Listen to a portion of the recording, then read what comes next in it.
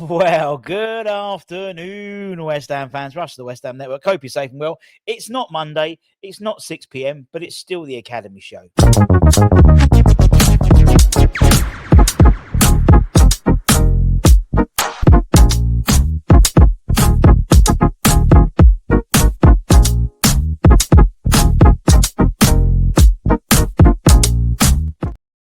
Yes, people, Russ from West Ham Network. We said that.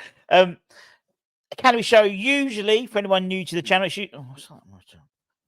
Academy Show is usually at 6 o'clock on a Monday. However, we are playing Brentford tomorrow, so the first team. So we thought we'd do it a day early to give it its own slot. As I said, we are the only channel out there who dedicates a show just for the Academy because it's such an important part that is West Ham in terms of mainly talk about the 18s and 21s. But if there's any other news amongst the 16s and below, we'll bring it to you within the show. In terms of how it tends to work out, what we start with is with Academy news. Then we look at the Academy players who are currently out on loan. And then any games that have been played with the 18s or 21s over the weekend. Simples. And maybe a little preview ahead of games coming up this week, which we do have a couple before the 21s. So let's start with Academy news. And let's start about the whole Academy backroom staff merry-go-round that is West Ham. So, you guys are well aware that obviously Mark Robson, Steve Potts, Gerrard and Billy Pine, they've all been sort of promoted to Nuno Espirito Santos, to Super Nez's backroom staff for the first team, which is great for the Academy, I think, in terms of showcasing and making, the head coach aware of the great players we have in the Academy who could supplement the first team squad if needs must, which could be sooner rather than later. And I don't think it's any coincidence that you're seeing the likes of, tomorrow it's a toss-up between the Callums in terms of who starts. But, you'll have Freddie Potts in the squad, you'll have Ollie Scars in the squad, and you'll have Callum Marshall in the squad. 3 Academy players in the matchday squad, which is fantastic. And, the likes of 𝗧𝗔𝗥𝗚𝗧, who's obviously out injured until sort of November time. You've got people like Casey out on loan. Obviously, you've got Lewis out on loan, amongst others. And then you obviously got the great players in the 21s, Edris, Ezra. You'll welcome back Daniel Cummings soon to the under 21 squad. You've got Josh Landers, Josh Ajala is still injured, but he'll be back in soon. Amika Adieli, some great players who could come in and supplement that team. Preston Fearon, Mamadou Kante, there's loads. But in terms of how it's going to work with the 21s and 18s, at the moment, the 21s are temporarily led by head of coaching and player development, Greg Lincoln, former Arsenal player, and he will be assisted by Mark Phillips, friend of the channel, my mate Mark. Both are currently temporary, but permanent announcement of their permanent positionings of the pairing is due very, very soon. So they will be taking. So Greg will be the under 21 manager, and Mark will be his assistant. From the horse's mouth, but basically, I did check. In terms of the under 18s, we know Laurie Cognis's departure is imminent. He'll be taking up a place, we believe, in the Man City Academy, which is a great achievement for him. Obviously, Man City Academy is phenomenal, as well as the West Ham Academy, but that is very much a step up for him, I would suggest. And we believe that role, that under 18 head coach role, will be taken up by Eddie Keane, Kevin Keane's son, who's currently, I don't know if he's still doing the same role at Colchester United, but he has previously been under 18s at a couple of clubs, and that is going to be imminent as well in terms of the announcement. So, you know what's going to happen. And indeed, there's been a bit of jiggery-pokery this weekend as well in terms of who's looking after the 18s and in terms of the backroom staff, but behind sort of the head coach, because the 21s need those, like the goalkeeper coach and stuff. Everything's been moved up, and Zavon Hines has been moved up to the 21s, and there's a lot of moving parts of the Academy at the moment, but hopefully that will all be sorted out in the wash very, very soon, and everyone can start permanently working in those roles. In terms of players who are currently out on loan, the Academy players, I'll include Lewis in this because, very much he's, still very much is Academy player, so to speak. No minutes for Lewis this weekend, as his Stevenage side 1-0 away to Lincoln City in League One. Lewis was named on the bench but didn't make any minutes and still hasn't really made any minutes for Stevenage at all. Now, obviously, slightly different as well because, although, with the sort of international break, the 21s, 18s, 16s, 17s in terms of internationals don't tend to fall in line very well with league programs. And, so he's only just got back from the 20s. But still, it's not working out, this loan deal. And I think there will be a recall in January and a reevaluation. As I said, and this for me is a clear example of why you need to do your business early. We didn't do our business early. The recruitment wasn't done early at all in the first team, which meant that the likes of Lewis and the likes of Caelan, but maybe Lewis even more so, were twiddling his thumbs, waiting for a move. He wanted to go out on loan. There were a number of, arguably bigger teams than Stevenage interested in, both at home and abroad, which may would have benefited him better. But it was very much like a last-minute thing to go out on Stevenage. And as such, that in turn with Stevenage having a decent start to the campaign, they were sort of keeping their own people together. So, yeah, I believe there's a January recall clause in his contract in the loan deal, which I'm sure will be exercised and then reevaluated. And then maybe we'll see.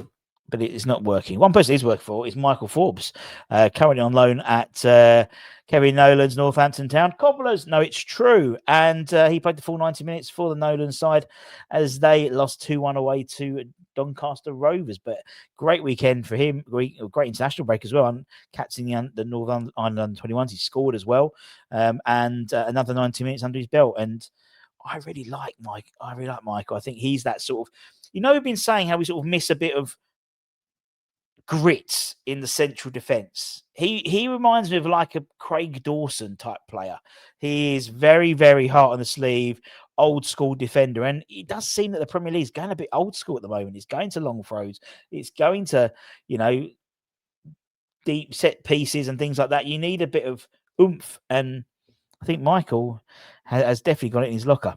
Elsewhere in League One, Gideon played the first 72 minutes for Luton. Oh, sorry, not League One, but you know what I mean. For Luton Town, as they lost 2-0 at home to Mansfield Town, which was, I believe, Jack Wiltshire's first game in charge of Luton Town, I think. Elsewhere, no place at all in the matchday score for Junior Robinson, as Livingston were thumped 4-0 away to Hibernian in the SPL. Back in the National League, Finn Herrick, full 90 and a clean sheet as Bournemouth won 2-0 at home to Eastleigh in the National League. He's barely let a goal in since he's been there. Mason Terry, full 90 for him, but he was on the reverse of a 2-0 away loss to Solihull Moors in the National League. Regan Clayton also started that game and played the first 64 minutes for Braintree in League One. Let's talk about the games that have happened over the weekend for the academy. Only the 18s, the 21s are playing doubleheader this week, which we'll talk about in a minute. And Andre Dyke was back on target for the under 18s after beating Nottingham Forest in the Premier League Cup a fortnight ago. They returned with a win by defeating last season's under 18 Premier League champions Aston Villa with 2 goals for 2-1, obviously, with goals from Lewis Beckford and a superb goal. Great strike from Andre Dyke. If you can see the highlights, go and watch it.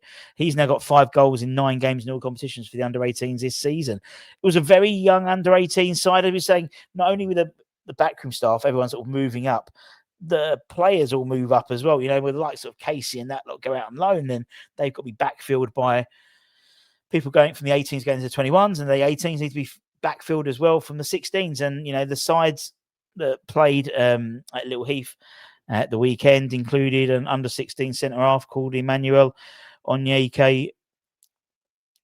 Just call him Emmanuel.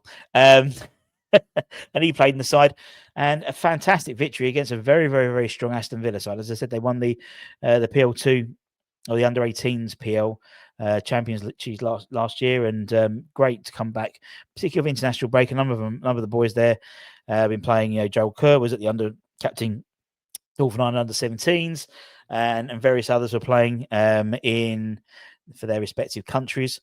Next up is an away trip to Ipswich Town for the under-18s on November the 1st, with Louis Coggan's side looking to continue their excellent form at the moment. And whether Coggins is in charge for then, I don't know. I don't know when that announcement will be made. It makes sense to make the announcement sooner rather than later, but I don't know when he's due to start his job at Man City.